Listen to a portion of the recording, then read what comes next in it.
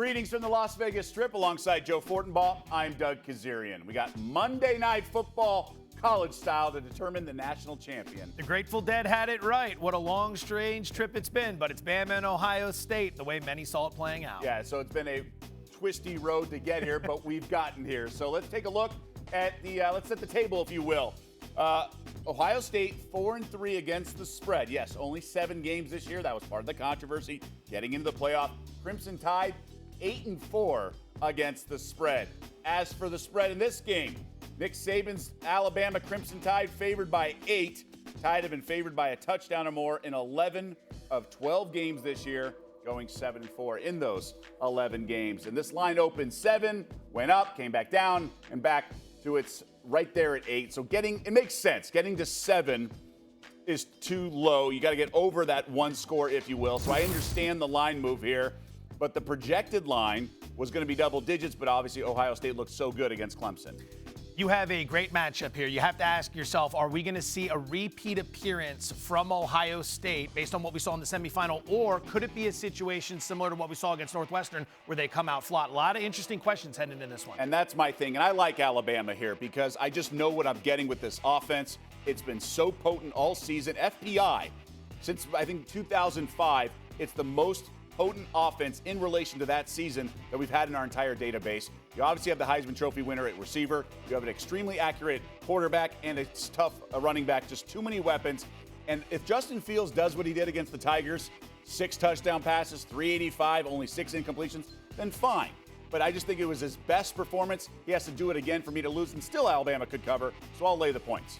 I'm going to play into that with you, but again, lack of patience, so I'm going to play him in the first half. Something we call Old Faithful around these parts, laying the 4 with Alabama in the opening 30 minutes. This season, they ranked 2nd in college football in first half scoring at just shy of 29 points per game. In the 12 games they've played this year, they have outscored the opposition by 19 points per game in the first half. They are a freight train, and they break fast from the gates. Conversely, Ohio State has stumbled out of the blocks at times. We saw it most notably in the Northwestern game, but they were down some key players that should play in this game. That Ohio State secondary versus the Bama wide receiving unit, that's the key matchup in this game. And even when the Buckeyes were at their best against Clemson, they still gave up 14 points in the first quarter. I like Bama in the first half. And we'll see about the COVID concerns as well for the Buckeyes with those reports surfacing. Expected to be a high-scoring game.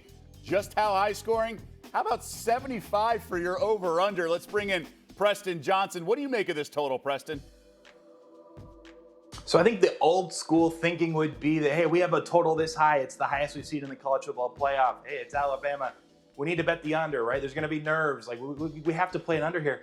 It's just not the case. I would only look to the over, and that's because we have the 2 best offenses in the entire country. You mentioned Alabama being historically good, whether it be FPI or a lot of other rating systems that I've looked at, my personal model. But even Ohio State, like, we saw what they did against the Clemson defense. It's top 10 in the country, and Nadabo Sweeney and Venables defense, that's always really, really good, and we've seen historically been great.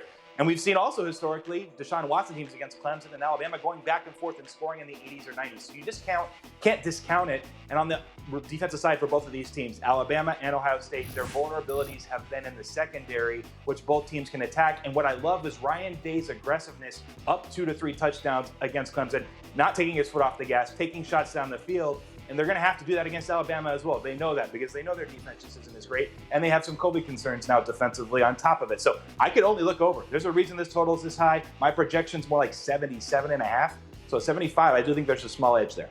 Yeah, and you're looking at a team total around 43 or so for Bama, and they could get to 50 quite easily, and then you only need to do 26 on the back end if that's the case. Imagine watching these 2 offenses throughout the course of the season, especially in the semifinal with Ohio State, and saying, no, I'm going to play the under. Like, how much would you be? You need to shower. Well, Alabama's strength is also at the corners, right? Like Surtain, they're gonna blanket them. I think if you're looking into props, I think Alabama tight ends, the overs, are something to keep an eye on as well. They script those as part of it. They use all the weapons. They stretch the field wide. That's why Devontae Smith is able to use that speed, because everyone has to be accounted for, and the offense, Sarkisian and company, do such a good job of designing plays. That's why you like the first half. That's why the team total, that's why the offense has been so amazing, because they have so many weapons. They know how to use them and spread them out throughout the field.